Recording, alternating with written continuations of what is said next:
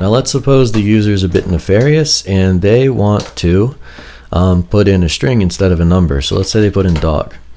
If I hit enter, you're going to see the number entered 0, which isn't the case at all. They entered the word dog, which they shouldn't have done, but they did. And they won't have any clue why this program's erroring. If they're not looking at the code, they're going to be like, why am I getting 0 back? I put in dog, I should get dog back. It makes no sense. If they don't put in a number, the program should error because we specifically want them to put in a number, an int, and not anything else. It has to be an int. It can't be a float, it can't be a string, it can't be a Boolean value, it must be an int. If it doesn't int, it should error, and that's where this little value comes in here, the second return. So I want to change this to say error now. Item scan 0 is correct, notice, because it didn't scan this successfully. If it scanned it successfully, it's 1. If it doesn't, it's 0. But this is just wrong. So we need to do something with this error. If we get an error, we should, in this case, we're going to panic and close the program so that the user doesn't keep going and get more confused. So to do that, we need to break out our if statement, our conditional that we learned earlier, and we can do something like this. So let's get some space here. We get our item scanned and error. Item scanned is fine.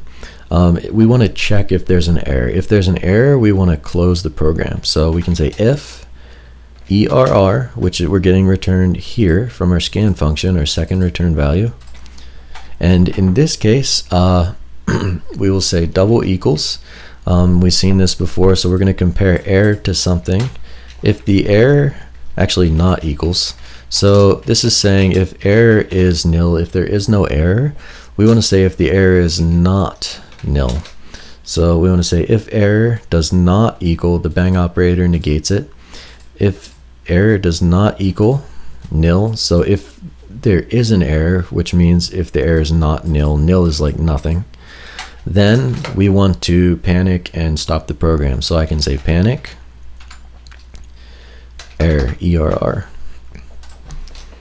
So again, what we do is we're scanning, we're getting if there is an error, and the item scanned. If there is an error, which means if the error is not empty, so if there is one, then we want to stop the program. We want to panic with that error. Else we want to continue on and print this. We don't need an else in this case, because if it panics, it's going to stop the program and it'll never make it to these 2 lines. But if we didn't panic and we just like logged it, we would need an else. But in this case, we don't need it because we're panicking. This will halt the program where it is. We'll never make it here. So let's try that, right? So let's save it. Clear. And I'm going to say, let's run it normally first. So go run 200. You can see we scanned one item. Our number enters 200. The error is nil, so error is double equal nil. So we don't get into this panic statement because our error is nil. If it's not nil, in our case, if we enter a string, let's say we enter dogfish. It's like a catfish, but dog. So enter a number, dogfish. Now it's a string. If we hit enter, we're going to see we then go inside of this if statement because the error is not nil. They entered a string. It had to be an int. So we caused the program to panic, and you're going to notice that these 2 lines don't get printed, which is good because we wanted the program to stop to not confuse the user. You're going to see here it says enter a number. We entered that, panic, it expected an integer, and we entered a string. So we don't even, you could add a error message, but in this case this is a pretty clear message of it expected an int, and we put in a string, which is great. So this is important. Now we can also, one last thing we can do here is we can abstract this from here so we don't have these error equal nils cluttering up our code everywhere. Here's what I mean by this. Let's go down beneath our main function.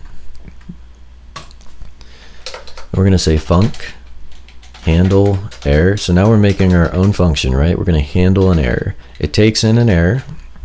This is just the name of it. Remember how we did like type int or type string?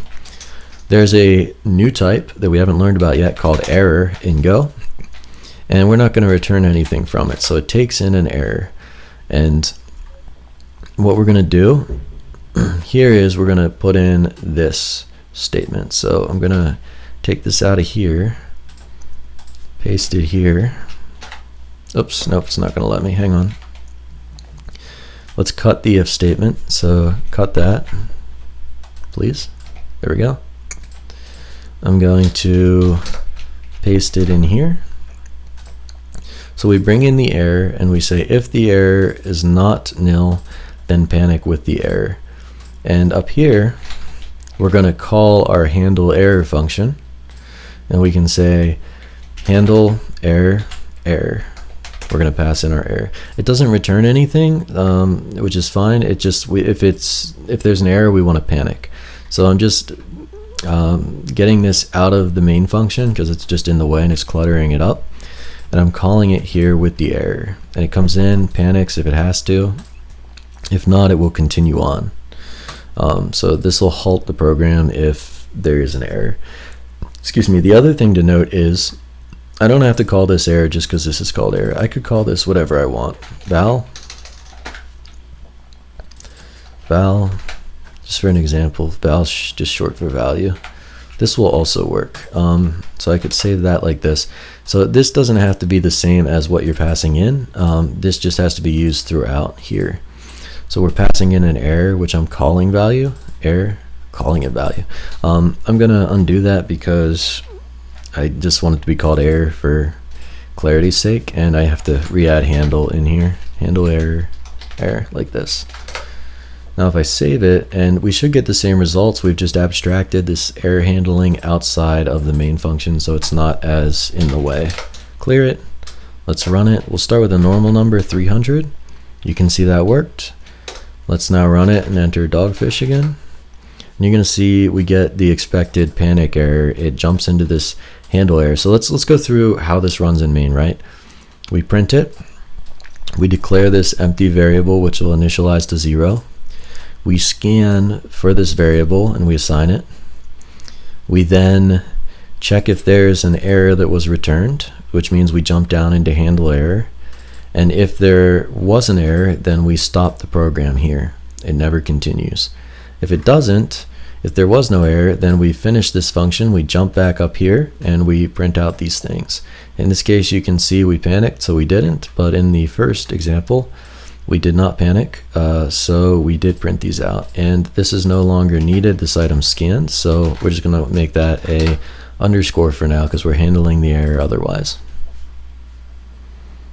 And we need to change it here. We actually don't need this line at all. There we go.